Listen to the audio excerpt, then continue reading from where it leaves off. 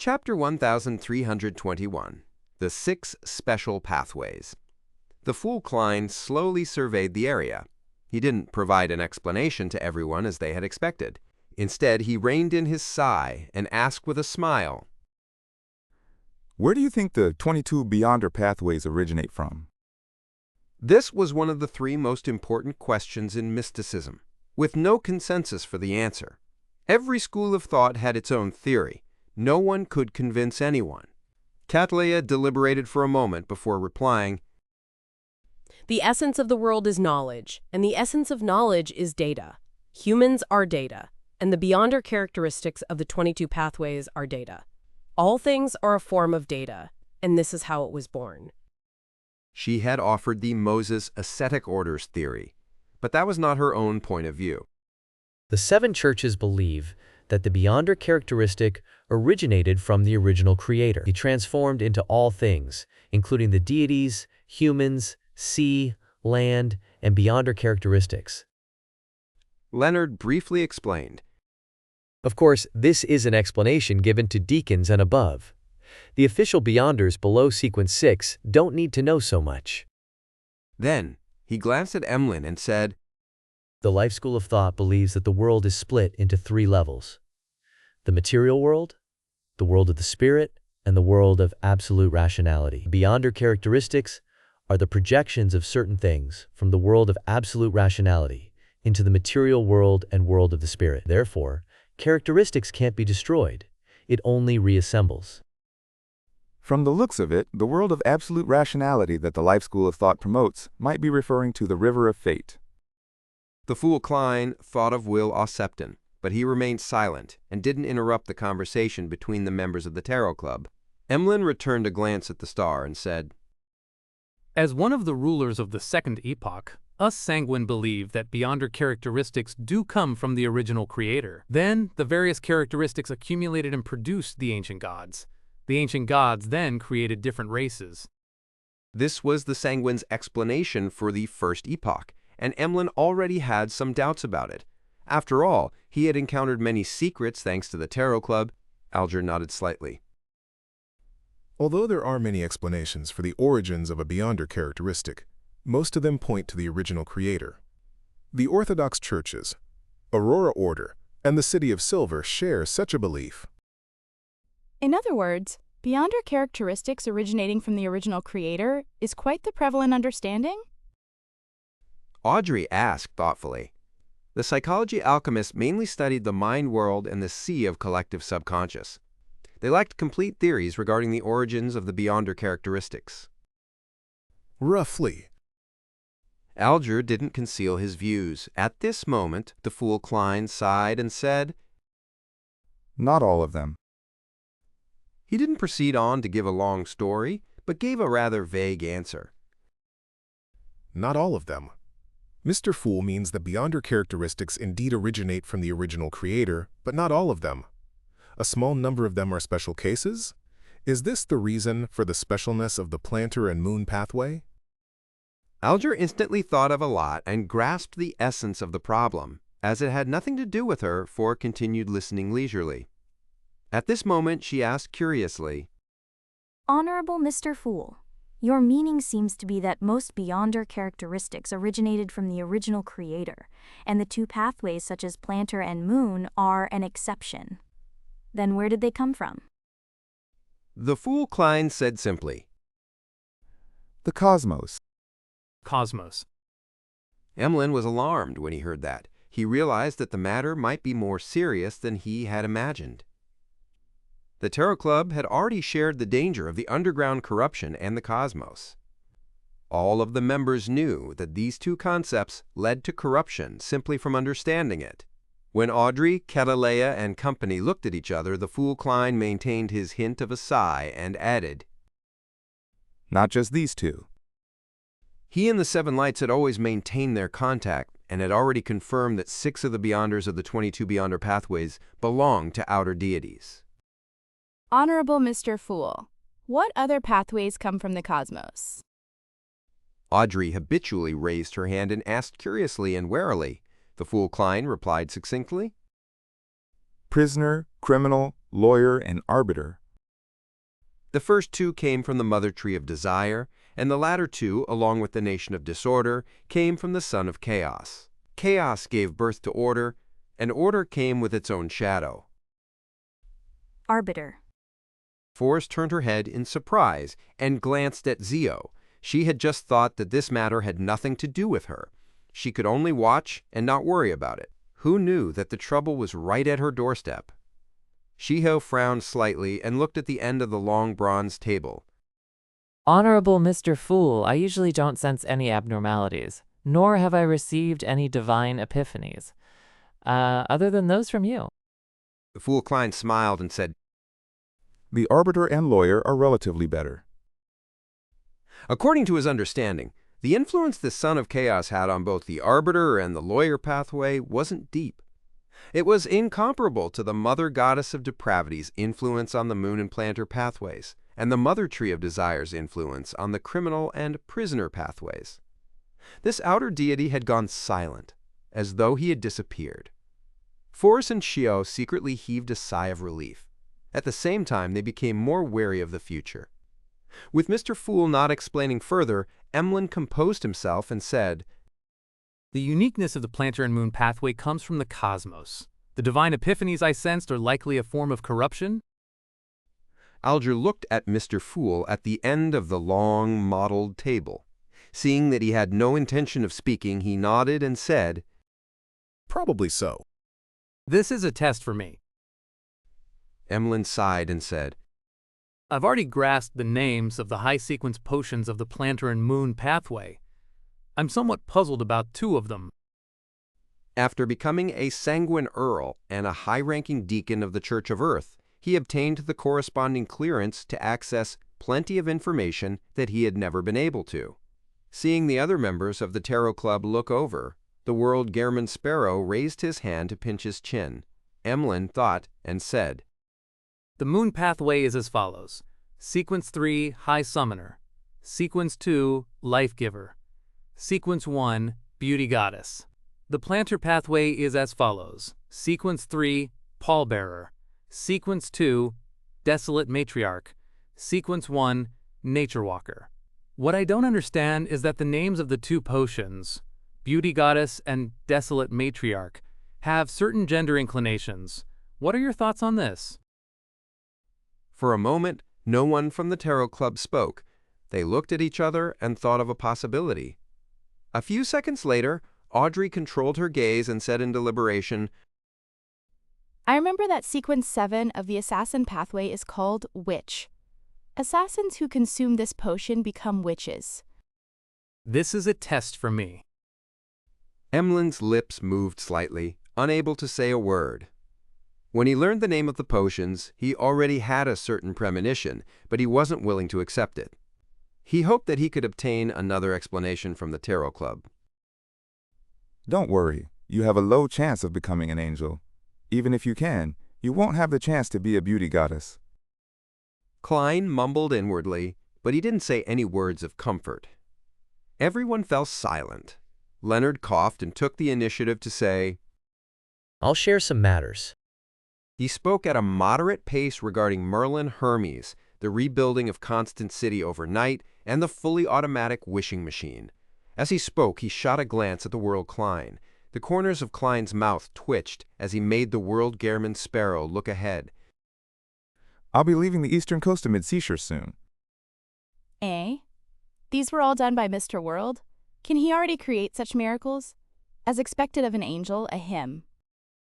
Audrey recalled the information the psychology alchemist's counselor, Mr. Gluttony, had shared. She was both surprised and impressed. She didn't use her spectator's powers to conceal her reaction. This was because everyone had expressed the same emotions, except for Mr. Starr, who clearly knew about it. Merlin Hermes.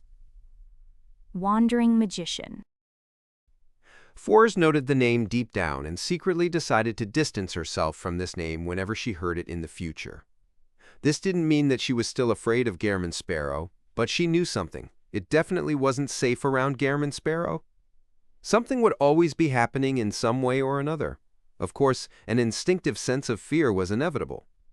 It was just like how a seed of fear sown when one was young would remain, even when one became an adult. Alger and Cattleya had similar thoughts simultaneously flashing through their minds. Granting wishes for pleasure. Fully automatic wishing machine. Is this the world Gehrman Sparrow's acting? Then they thought of something.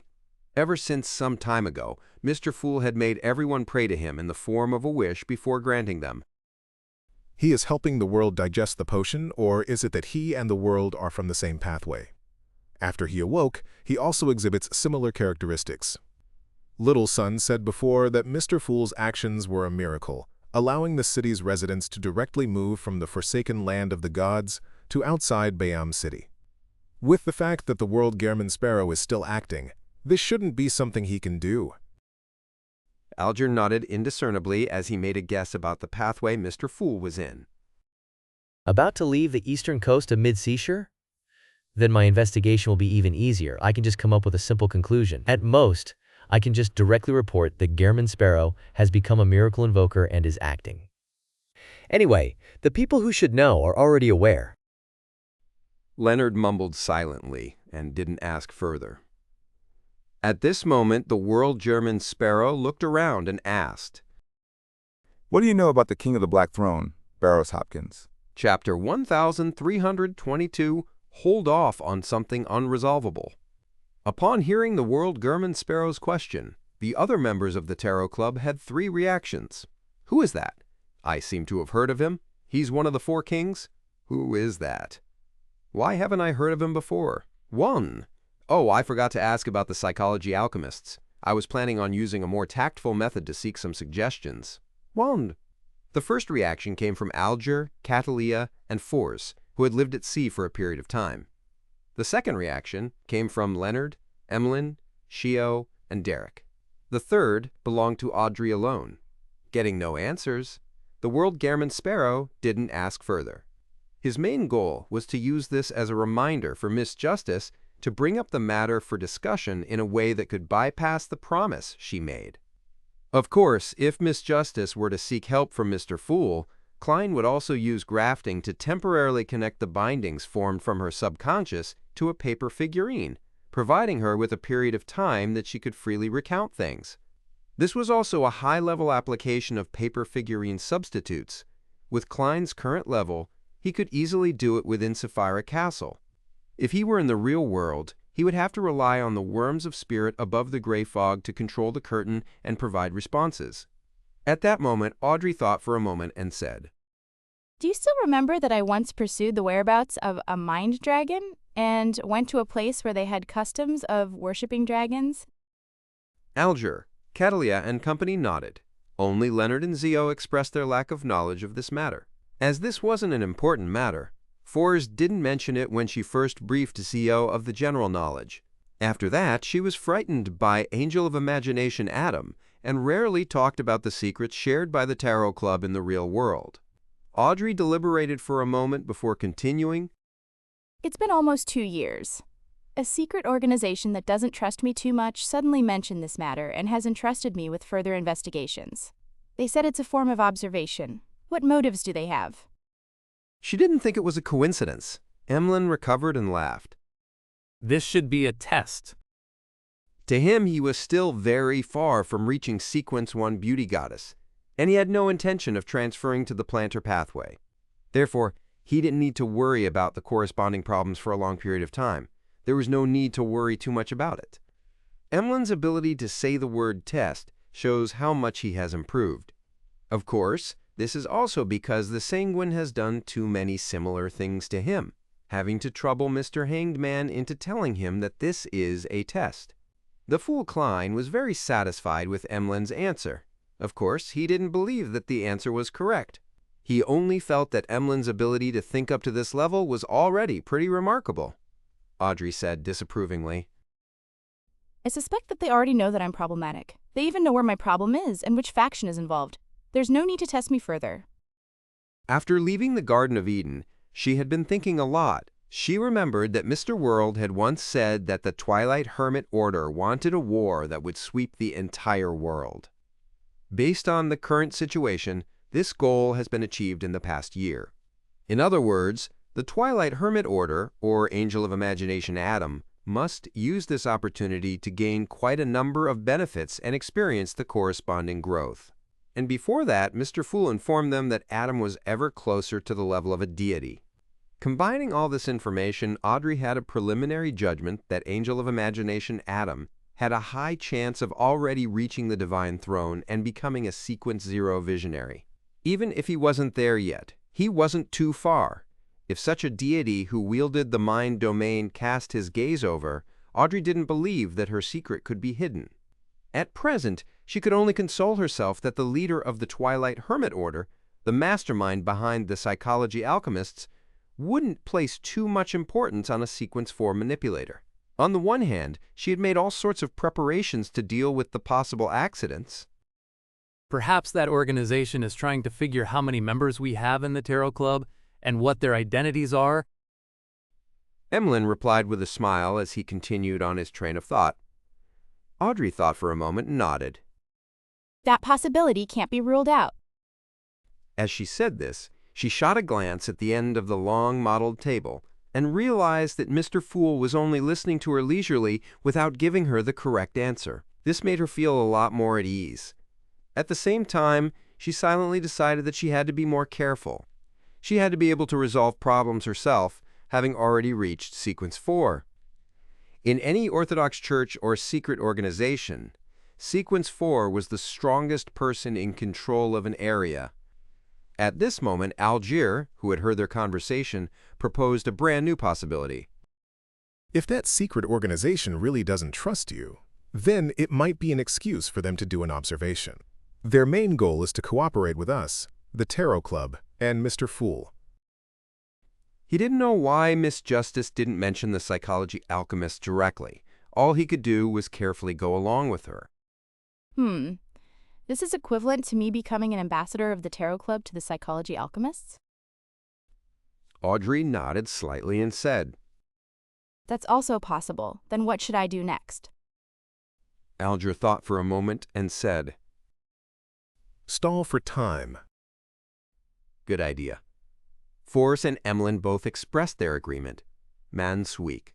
After Algier gave the overall strategy, he added in detail, Try to stall for time and find excuses not to go until the final moment. When you arrive there, start investigating from the periphery and use caution as an excuse to slow down your investigation. If you really can't delay any further, you can deliberately make mistakes in certain matters and create some commotion so that the Mind Dragon can detect it early and eliminate any traces. If that secret organization really has any additional motives, the longer you delay, the more they won't be able to sit still. If they get impatient, they will expose the problem. Catalea nodded.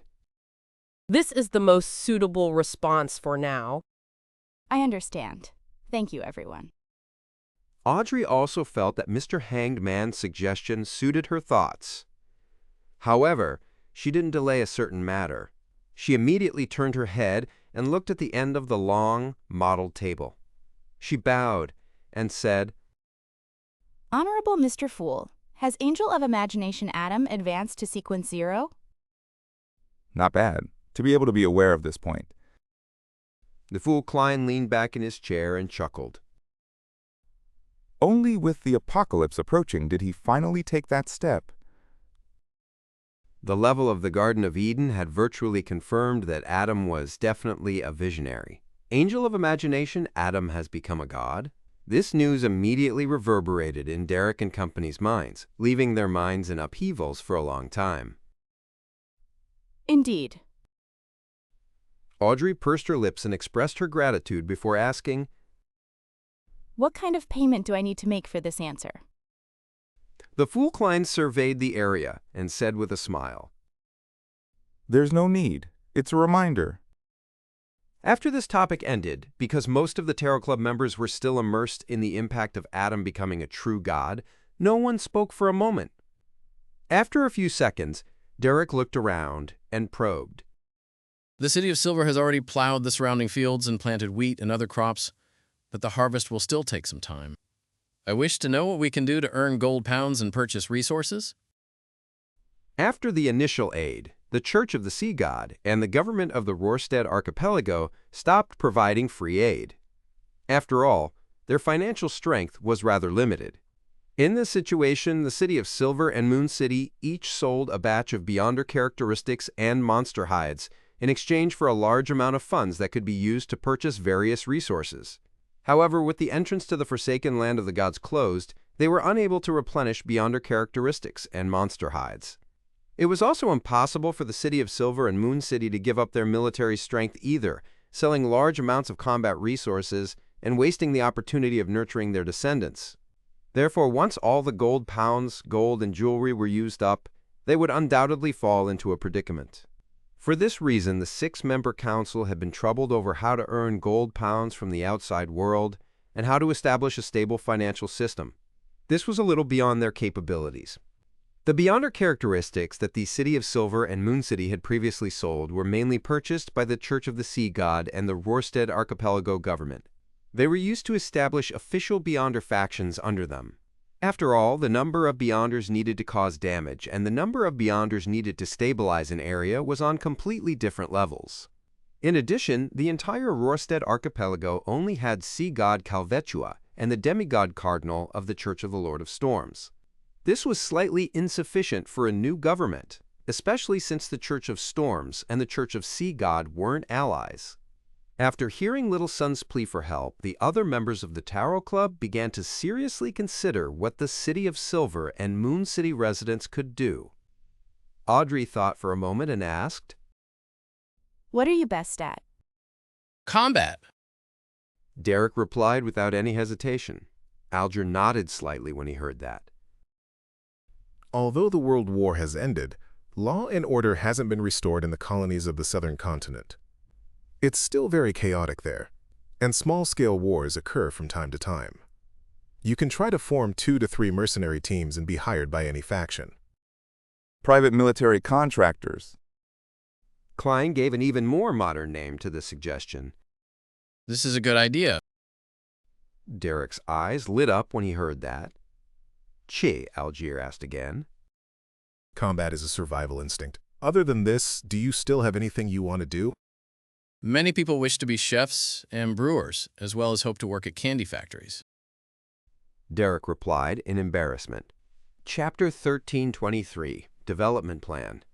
After hearing the City of Silver citizens' wishes, a thought suddenly surfaced in Klein's mind. Why is everything related to food?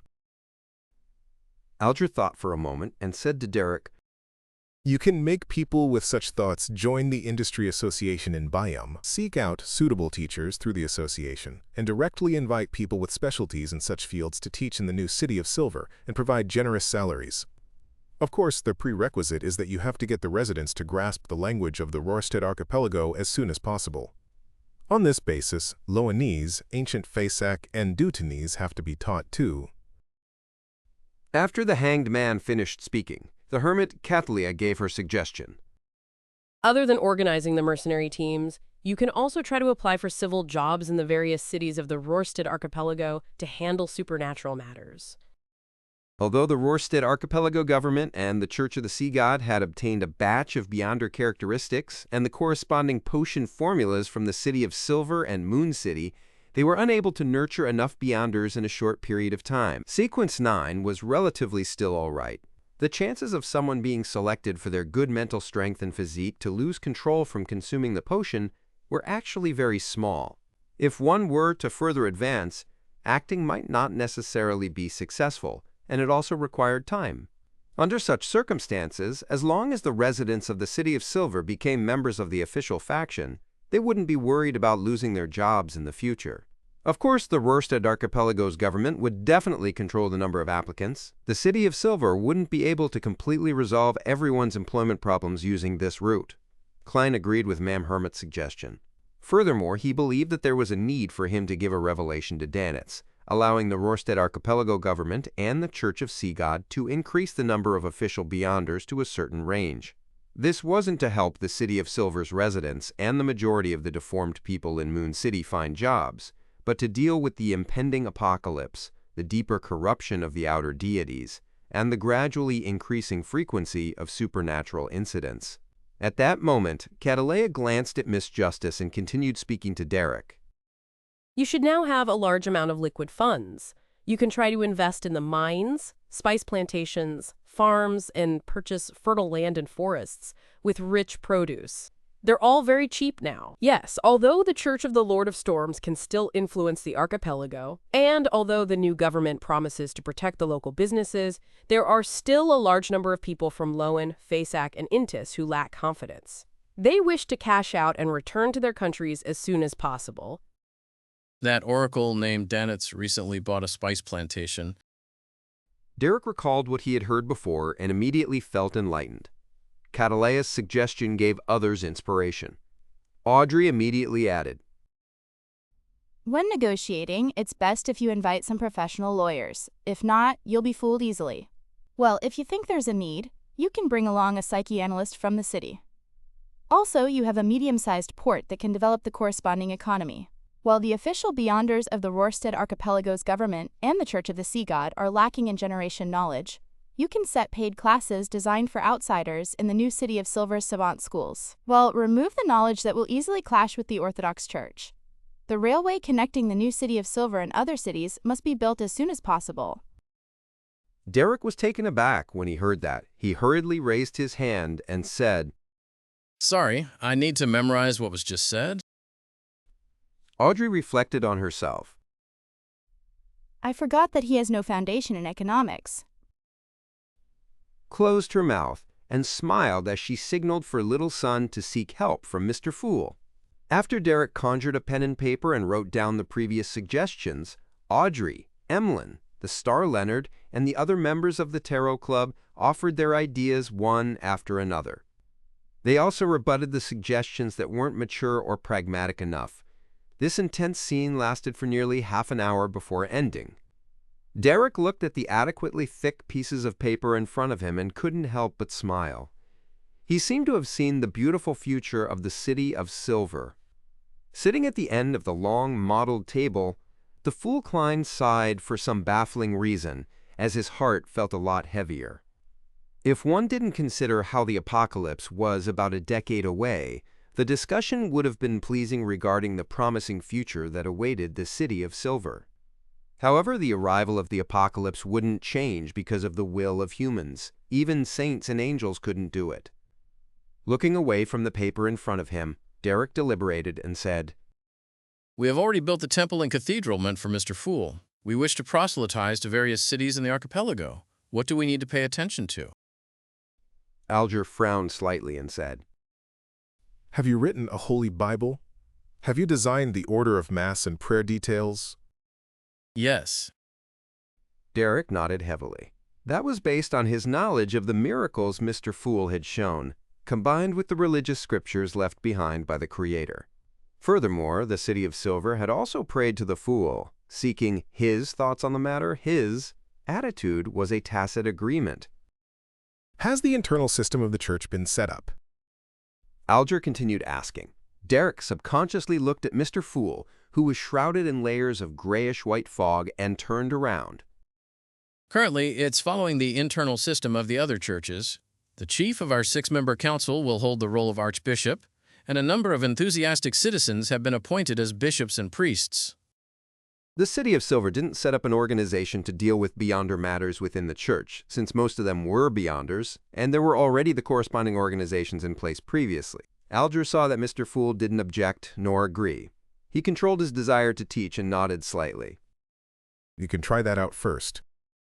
He paused for a moment before saying, However, there are 2 things to take note of. First, don't badmouth the other churches, lest there be conflict. Second, it's to respect the current oracle. In the absence of a leader appointed by Mr. Fool, the oracle is the representative of a deity. The Fool Klein, who was listening quietly, muttered inwardly. Third, don't engage in religious harassment during proselytizing. Besides, I have serious doubts about the eloquence of the bishops and priests of the City of Silver. I'll need to get Danitz to find professionals to train them. He didn't express his opinion on the Holy Bible written by the City of Silver because it was a little awkward, but if he objected to certain descriptions, it would also damage the fool's image. With this in mind, Klein couldn't help but lampoon. Perhaps one day, when Will Septon reads the Holy Bible of the Church of the Fool, he would blurt out in surprise, "When did I become an angel under the fool?" Then, Leonard's grandpa, the awakened Mr. Azek and Miss Messenger, who has been trying hard to recover, will add, "What? Me too?" After the conversation regarding the City of Silver and Moon City came to an end, Catalea looked around in anticipation and said, Which of you has a Sequence 3 Beyonder characteristic of the Mystery Prior pathway? She had already digested the mysticologist potion for quite some time, but she had only obtained the potion formula from the Moses ascetic order. She was still far from obtaining the Beyonder characteristic or the main ingredients. Although she was one of the 10 key members of the Moses ascetic order, the corresponding resources became more valuable the higher the sequence. Even an ancient organization wouldn't squander them freely. Furthermore, Catalea came from the dawn and was less affected by the hidden sage, so she wasn't that trusted in the Moses ascetic order.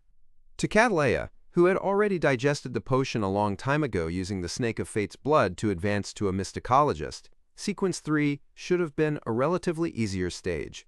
However, she was bottlenecked by the ingredients. It might not even be possible for her to obtain one for years, or even more than a decade. Hence, she had no choice but to seek help at the Tarot Club. Derek recalled the demigod characteristics that the City of Silver had, and slowly shook his head. At that moment, the World-German Sparrow said with a hoarse chuckle, I suggest you ask Queen Mystic directly.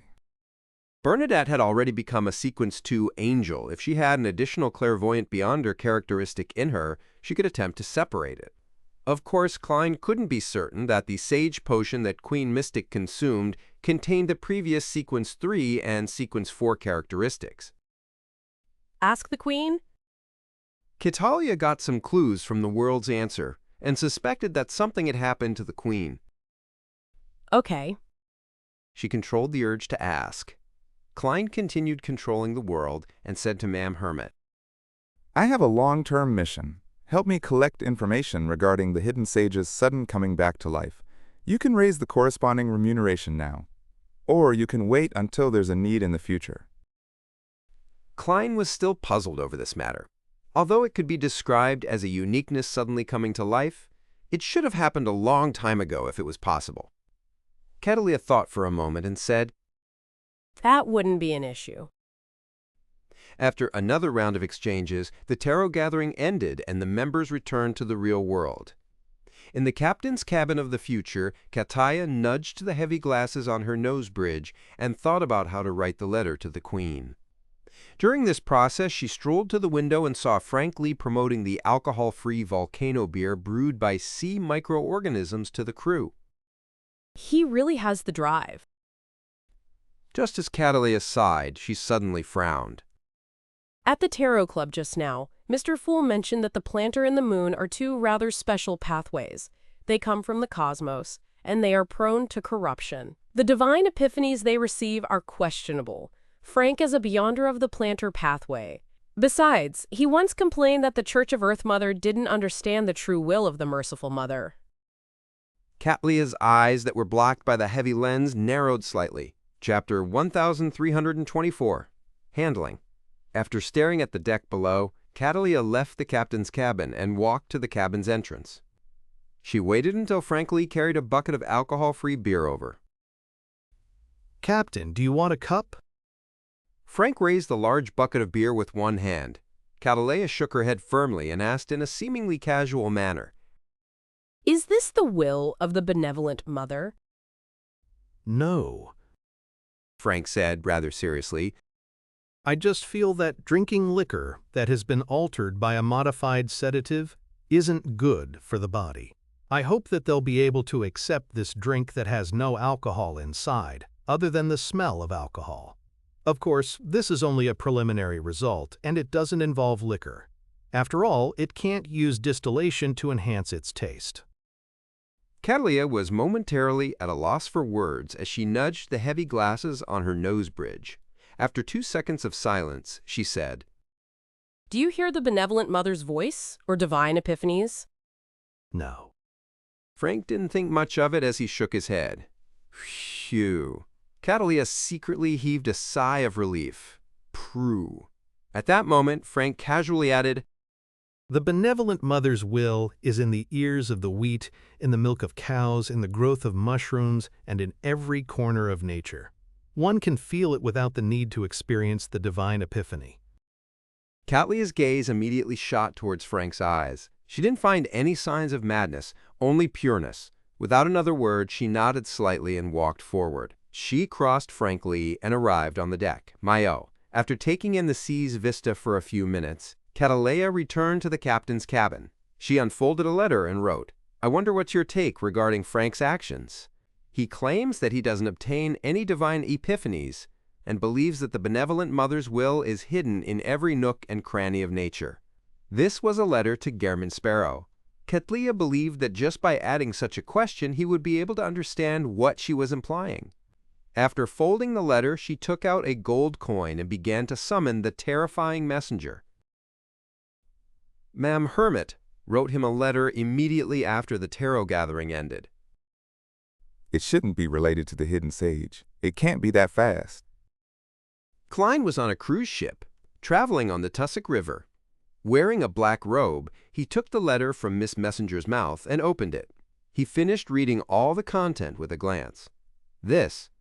Klein frowned slightly. Perhaps it was because Frank had shown enough danger and madness in his usual behavior that he had actually neglected the possibility of this druid being affected by the Mother Goddess of Depravity. Frank had once been placed on trial by the Church of Earth Mother for a forbidden experiment, and then he was placed on a wanted list. If Earth Mother hadn't been corrupted, and the Church of Earth's operations were rather normal, then it means that they believe that Frank is problematic. However, if there's concrete evidence, Frank, who went to the court, probably wouldn't have lived. Klein's mind raced as he attempted to find clues based on his understanding of Frank. There's no problem with the relevant actions. The prayer posture and his usual prayer gestures are different. It's just like how when the Beyonders of the Church of Evernight pray, they won't draw 4 stars on their chests at times. At most, they'll just go through the final motions. Apart from this small problem, there's something wrong with Frank in every aspect. He's like a child raised by the Mother Goddess of Depravity. As these thoughts flashed through his mind, Klein had 2 contradictory guesses. Either Frank's corruption was very hidden, making it impossible for the Church of Earth Mother's tribunal to be certain, or he wasn't affected by the Mother Goddess of Depravity at all. It was purely because he had a mental problem that made him look like a blessed of an evil god. Regardless of which guess it was, Klein believed that the subsequent development wouldn't be good. He remembered very clearly that Frank's mushroom experiment had a breakthrough because he had been given an assistant who believed in the primordial moon. And the primordial moon was one of the manifestations of the Mother Goddess of Depravity. That also meant that from that moment forth, regardless of whether Frank had any problems in the past, he could very well have entered the eyes of the Mother Goddess of Depravity. This wasn't a good thing. Of course, I can't eliminate the possibility that Frank is excessively crazy, causing the Mother Goddess of Depravity to just look away. Klein mumbled in amusement, hoping to make the best out of it. This was nearly impossible. The horror and strength of a foreign god wasn't something a demigod could understand. Klein even suspected that if it wasn't for the overly intense response that would destroy the anchors of the deities, allowing them to attack each other in a frenzy, resulting in the Beyonder characteristics to gather and awaken the oldest one, the outer deities might have already destroyed the sun and destroyed the ecosystem of the world. They weren't able to do anything to the oldest one's barrier, but they were free to do anything to the star outside the barrier. Sometimes Klein wondered if the astronomically observed sun was real or not. Perhaps it was just the eternal blazing sun that hung himself there. So far, there shouldn't be any major problems with the mushrooms that Frank invented. I've already dealt with them above the gray fog. Furthermore, the residents of the City of Silver and Moon City didn't show any abnormalities. Yes, after they left the Forsaken Land of the Gods, they abandoned farming mushrooms because they lacked monster corpses and had sufficient food. The more Klein thought about it, the more fearful he felt towards it. If it wasn't for the fact that the Mother Goddess of Depravity's powers that could penetrate the original barrier was still extremely limited, Klein suspected that the cards of blasphemy and mushrooms would have left him corrupted. Sapphira Castle would have unknowingly changed owners. These were things that had been placed above the gray fog for a long time and didn't undergo any special sealing. Compared to the flamboyant Mother Tree of Desire, the usually low-key Mother Goddess of Depravity was far more terrifying. Mr. Dorr and the Emperor were silently corrupted by her. As expected of an existence that stands atop the outer deities, despite losing 2 Beyonder pathways and a Sapphira. Klein sighed inwardly. He took out a pen and paper and prepared to write a reply to Catalea. At that moment, he realized that Miss Messenger had been waiting by his side the entire time without returning to the spirit world. The 8 eyes of the forehead stared at him unblinkingly. Klein hesitated before asking, "What do you think of Frank? I mean, other than his nickname?" The 4 heads in Renette Tinneker's hand spoke one after another. He only appears like an adopted son of an outer deity. In other words, Frank wasn't affected by the Mother Goddess of Depravity previously. He was simply crazy. Klein heaved a long sigh of relief. He then asked, "What about now?" As frankly summoned Renette Tinneker every time he wrote a letter to Gehrman Sparrow, Klein believed that Miss Messenger, who had a very high status, had a relatively clear and accurate grasp of the state of the Mushroom King. I don't know either. Renette Tinneker's 4 heads answered one after another. Following that, she added, His body, temporarily, hasn't been corrupted. Does that mean that you can't tell if his psyche is affected? That's right. Other than his low level, Frank's usual actions resemble more of an evil god than me. Klein lampooned as he took out a gold coin and flicked it. With this medium, he quickly entered a dream divination state. At the same time, he was prepared to activate Sapphira Castle to cut off the outer deities from watching. Scenes flashed past as Klein saw several futures. Yes, the greatest threat right now is that primordial moon believer. I have to separate him from Frank, or things will become extremely troublesome and dangerous. If Frank doesn't come into contact with anything related to the Mother Goddess of Depravity in the future, and doesn't advance to a demigod, there shouldn't be any problems. If only one of these 2 conditions is satisfied, the chance of an accident happening will increase greatly. If both are satisfied at the same time, I can't see the developments at all. Klein snapped awake as he interpreted the results of the divination. Perhaps because Frank's level was too low and he wasn't too affected by it, Klein's divination happened smoothly without encountering any danger. Phew! He silently exhaled and caught the gold coin. Then he realized that Miss Messenger's 8 red eyes were focused on the gold coin in his palm. Klein twitched his eyebrows, expressing his doubts. It has Sapphira Castle's aura. Renette Tinneker's 4 blonde, red-eyed heads shook up and down. This is one of the 5 gold coins he often uses for divination. It has already been tainted by the aura of Sapphira Castle. This way, it can be considered a mystical item to a certain extent. However, the effect will be drained over time. Klein carefully looked at the gold coin in his hand and made a rough judgment based on his spiritual intuition. This gold coin could increase the accuracy of divination and enhance a user's ability to resist any interference. To Klein, this was a pleasant surprise. He decided to use the actual gold coin rather than its historical projection. Retrieving the gold coin, Klein wrote a reply to Ma'am Hermit and handed it to her through Renette Tinneker. After giving Gehrman Sparrow's messenger another gold coin, Catalea unfolded the letter and quickly scanned it. After reading it, she felt her shoulders weigh down a little. Without any delay, Catalea took out another piece of paper and wrote, Your Majesty, I dreamed of you finding that primitive island and successfully returning. The situation of that descendant of the Emperor is getting worse. If he continues staying on the future, I suspect he'll go crazy. If you don't mind, I want to send him over to you. What we need to take note of is that, although he claims to no longer believe in the primordial moon, no one has ever confirmed that. My greatest worry now is that it's difficult to obtain the main ingredient of a clairvoyant. If you have returned, I wish to find a time to return the magic wishing lamp to you. Chapter 1325. More than half a year later. City of Generosity, Bayam, in a rented apartment lit up with gas lamps. Verdu Abraham, who was wearing a pair of gold-rimmed glasses, held a thick stack of information. He was reading seriously under the dim light, drawing a symbol and recording what he deemed useful information from time to time. He left Lowen and came to the Rorstedt archipelago mainly to avoid being watched by Dorian and his other family members and focus on studying mysticism. He wanted to find an effective way to save ancestor Bethel Abraham, or rather, reduce the difficulty of the known ritual. However, he hadn't made any headway after half a year. It was as though he had no other choice other than hunting a bizarro sorcerer, a parasite, and a secret sorcerer. This made Verdu rather depressed, but he was clear about how dangerous a Grade 0 sealed artifact was. Even if he was willing to sacrifice himself, he was unable to truly control it. He was unable to guarantee the final outcome. And the most important thing was that he couldn't find any bizarro sorcerers or parasites.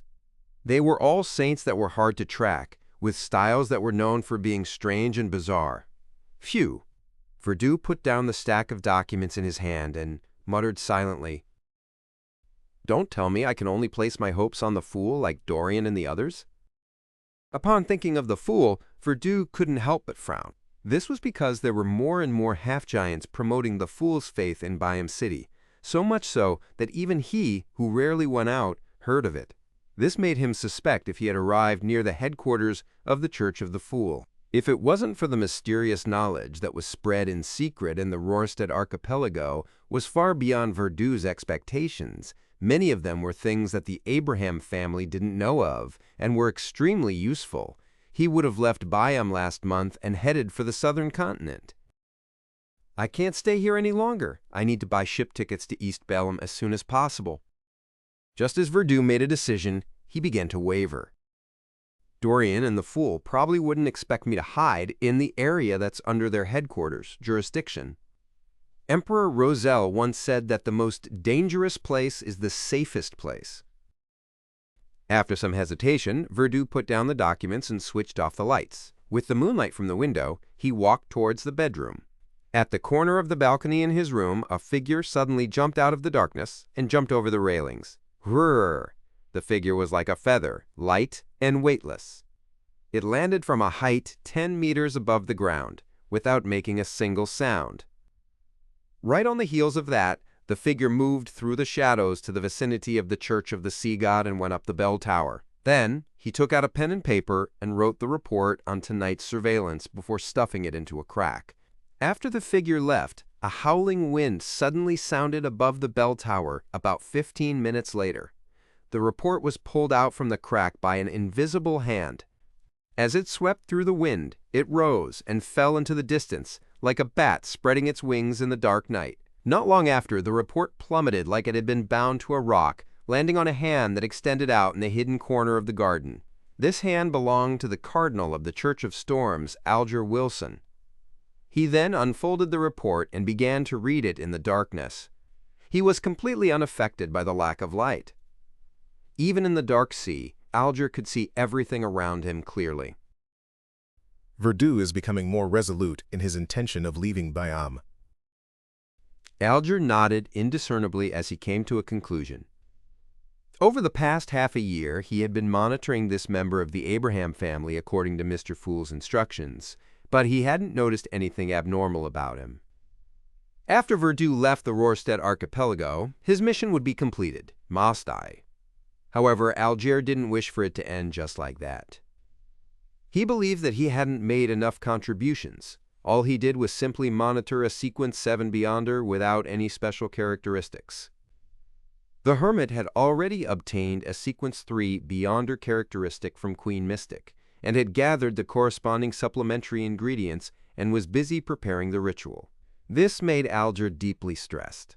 Of course, he had also done many things according to Mr. Fool's intentions, but even he felt that there was a huge difference from doing those tasks, with the identity, status, and strength of Sea God. For a moment, Alger wanted to use all sorts of methods to force Verdu Abraham to expose himself, but in the end, he gave up on the idea. This was because he couldn't be sure of Mr. Fool's attitude towards the target. Previously, when the City of Silver and Moon City sold Beyonder characteristics and potion formulas, Alger had purchased some from the Tarot Club. He had used it to secretly nurture a team of Beyonders who were loyal to him. This was how he had people monitoring Verdu. Currently, this less than 10-member team was mostly at Sequence 9, while only a small number of them had been promoted to Sequence 8. As for where Alger had obtained the money for purchasing Beyonder characteristics and potion formulas, the answer was very simple. As a cardinal of the church diocese, Alger could easily save a sum of money for himself. And during that period of time, the minerals, farms, spice plantations, and factories in the Rorstedt archipelago were sold at below intrinsic value. As long as one had the funds to buy them, they could earn a lot after a short period of time. More importantly, the Church of Storms' headquarters was quite interested in the Beyonder characteristics and potion formulas sold by the City of Silver and Moon City. They provided a large sum of money for their purchase. The go-between was without a doubt the Cardinal of the Rorstedt Diocese, Alger Wilson. It was understandable that some losses were inevitable during such situations. Reining in his thoughts, Alger decided to sell some mysticism knowledge in Byam's Beyonder circles through his shadow guards. He wanted to bait Verdu Abraham and keep him in the vicinity for as long as possible. The main reason is that the City of Silver's preaching has frightened that gentleman. Alger shook his head and muttered inwardly. He then destroyed the report in his hand and walked back into the cathedral. The sky had just lit up, and a young man walked out of the hotel, leisurely enjoying the scenery of Byam's morning. He had just bought the Tiana beverage that was packaged with the fruit shell when he suddenly felt a huge shadow appear beside him. The youth turned his head and looked up bit by bit, only to find a 2.5-meter tall half-giant walking over. The half-giant bent his back and tried his best to make his smile appear amiable. "Excuse me, sir, do you have a moment to talk about our Lord and Savior, Mr. Fool?"